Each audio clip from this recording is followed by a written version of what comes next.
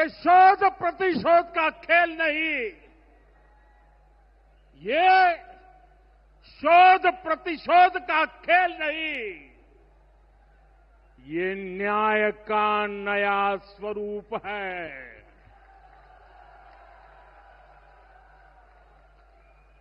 ये न्याय का नया स्वरूप है। ये ऑपरेशन सिंदूर है।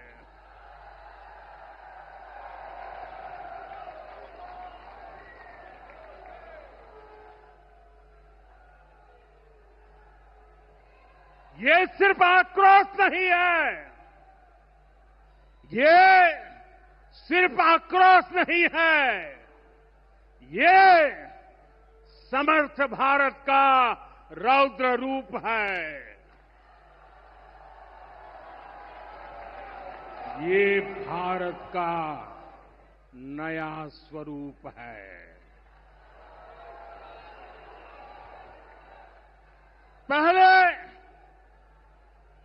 पहले घर में घुसकर किया था वार, पहले घर में घुसकर किया था वार, अब सीधा सीने पर किया प्रहार है।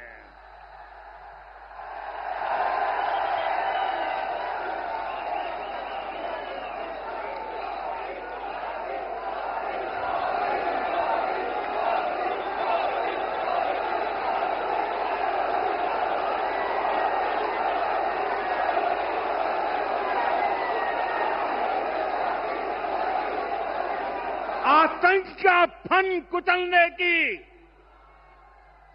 आतंक का फन कुचलने की यही नीति है, यही रीति है, यही भारत है, नया भारत है। ये भारत माता की, भारत माता की, भारत माता की। ऑपरेशन सिंदूर ने आतंकवाद से निपटने के 3 सूत्र तय कर दिए हैं। पहला, भारत पर आतंकी हमला हुआ तो करारा जवाब मिलेगा। समय हमारी सेनाएं तय करेगी, तरीका भी हमारी सेनाएं तय करेगी और शर्तें भी हमारी होगी। दूसरा, एटम बम की गीदड़ बप्पियों से भारत डरने वाला नहीं है। और तीसरा, हम आतंक के आकाओं और आतंकी सरपरस्त सरकार को अलग अलग नहीं देखेंगे, उन्हें अलग अलग नहीं देखेंगे, उन्हें एक ही मानेंगे। पाकिस्तान का ये स्टेट और नॉन स्टेट एक्टर वाला खेल अब नहीं चलेगा। आपने देखा होगा, पूरी दुनिया में पाकिस्तान की पोल खोलने के लिए हमारे देश के 7 अलग अलग प्रतिनिधिमंडल पूरे विश्व भर में पहुंच रहे हैं। और इसमें देश के सभी राजनीतिक दलों के लोग हैं, विदेश नीति के जानकार हैं, गणमान्य नागरिक है। अब पाकिस्तान का असली चेहरा पूरी दुनिया को दिखाया जाएगा। साथियों, पाकिस्तान भारत से कभी सीधी लड़ाई जीत ही नहीं सकता। जब भी सीधी लड़ाई होती है तो बार बार पाकिस्तान को मुंह की खानी पड़ती है। इसलिए पाकिस्तान ने आतंकवाद को भारत के खिलाफ लड़ाई का हथियार बनाया है। आजादी के बाद पिछले कई दशकों से यही चला आ रहा था। पाकिस्तान आतंक फैलाता था, निर्दोष लोगों की हत्याएं करता था, भारत में डर का माहौल बनाता था, लेकिन पाकिस्तान एक बात भूल गया। अब मां भारती का सेवक मोदी यहां सीना तान कर खड़ा है।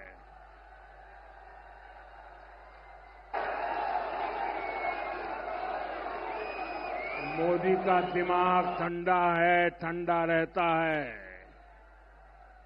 लेकिन मोदी का लहू गर्म होता है।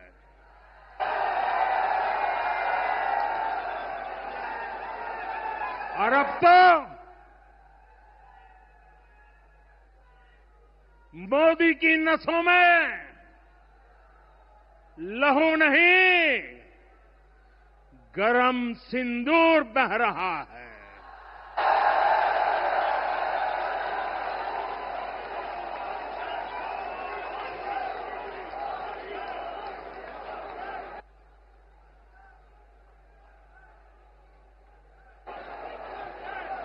अब भारत ने दो टूक साफ कर दिया है। हर आतंकी हमले की पाकिस्तान को भारी कीमत चुकानी पड़ेगी, और ये कीमत पाकिस्तान की सेना चुकाएगी, पाकिस्तान की अर्थव्यवस्था चुकाएगी। साथियों, जब मैं दिल्ली से यहां आया तो बीकानेर के नाल एयरपोर्ट पर उतरा। पाकिस्तान ने इस एयरबेस को भी निशाना बनाने की कोशिश की थी, लेकिन वो इस एयरबेस को रत्ती भर भी नुकसान नहीं पहुंचा पाया। और वहीं यहां से कुछ ही दूर सीमा पार पाकिस्तान का रहीम यार खान एयरबेस है। पता नहीं आगे कब खुलेगा। आईसीयू में पड़ा है। भारत की सेना के अचूक प्रहार ने इस एयरबेस को तहस नहस कर दिया है। साथियों, पाकिस्तान के साथ न ट्रेड होगा न टॉक। अगर बात होगी तो सिर्फ पाकिस्तान के कब्जे वाले कश्मीर की, पीओके की। और अगर पाकिस्तान ने आतंकियों को एक्सपोर्ट करना जारी रखा तो उसको पाई पाई के लिए मोहताज होना होगा।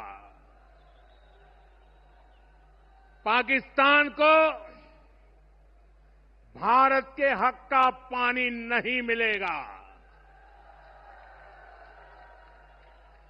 भारतीयों के खून से खेलना पाकिस्तान को महंगा पड़ेगा। ये भारत का संकल्प है और दुनिया की कोई ताकत हमें इस संकल्प से टिका नहीं सकती है।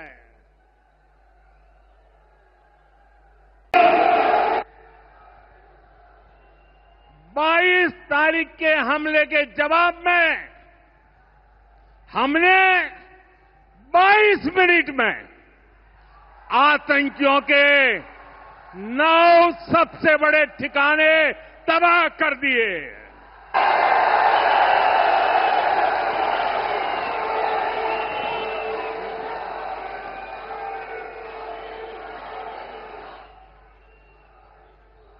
दुनिया ने और देश के दुश्मनों ने भी देख लिया कि जब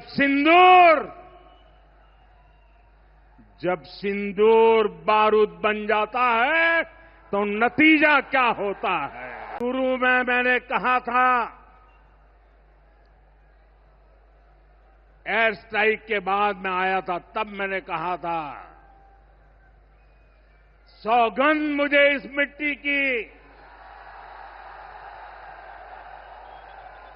मैं देश नहीं मिटने दूंगा, मैं देश नहीं झुकने दूंगा।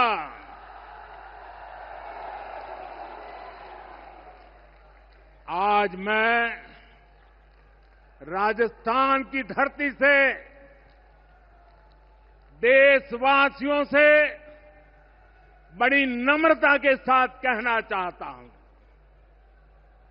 मैं देश के कोने कोने में जो तिरंगा यात्राओं का हुजूम चल रहा है,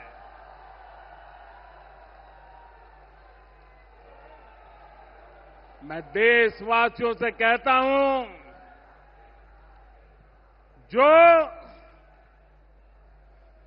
जो सिंदूर मिटाने निकले थे, जो सिंदूर मिटाने निकले थे, उन्हें मिट्टी में मिलाया है।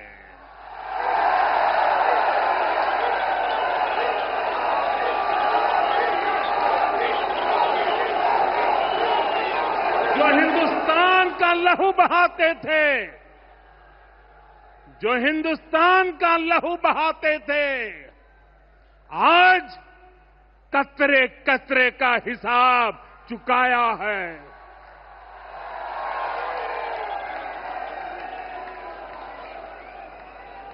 जो सोचते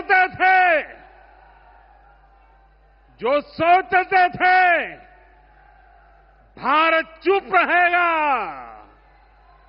आज वो घरों में डूब डूब के पड़े हैं।